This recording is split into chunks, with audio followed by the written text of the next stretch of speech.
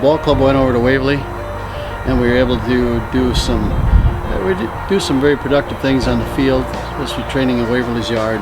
Another club ball, type of an appearance, and introduce the players to another different venue, get to look at the different side of things. The West Side players had a chance to come out to practice and not have to travel, which was nice. And then we got to top it off with listening to Michael Crossland. That's pretty good. And I've always remembered what my mum taught me. Son, it doesn't matter how many times you get knocked down. It's about how many times you get back up that determines the quality of life that you get to live. I think the biggest thing that I want people to get from my journey and my story is that regardless of the challenges that they've faced in their life, there's always people out in this world that have got it so much worse than they do.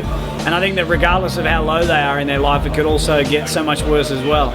So I think that the most important part of my journey, or I guess my message, is that it's not your adversity that defines who you are. It's about how you deal with it, and I hope that they can begin to deal with their challenges greater to lead a more effective, more passionate and more happy life. Well, no matter what situation you're presented, it's never as bad as it seems, and there's always a solution and a positive result that can come out of a bad situation.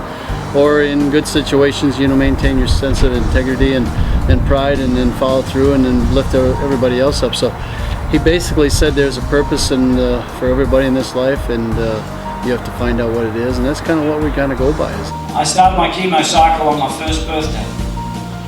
My cycle was 9 days on, 3 days off, 9 days on, 3 days off, not for weeks, not for months, but for years. Reflecting back on my life, I think what led me to the path that I'm on now in regards to a public speaker or an inspirational speaker is that I think I finally hit rock bottom. I think for me that was really important. And I think that I worked so hard for so long to chase something that I thought was going to bring me happiness.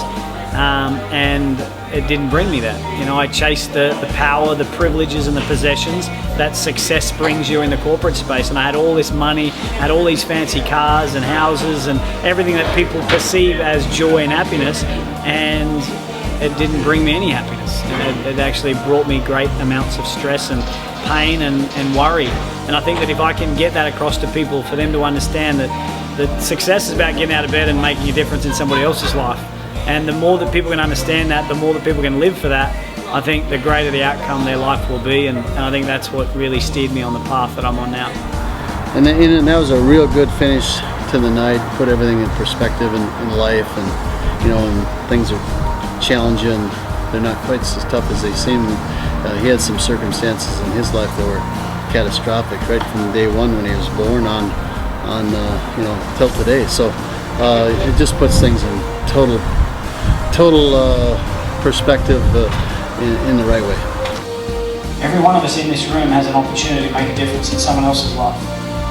It doesn't matter how rich, powerful, poor, broke anybody is. We all have the opportunity to touch someone's life and give them dreams and goals to achieve amazing things.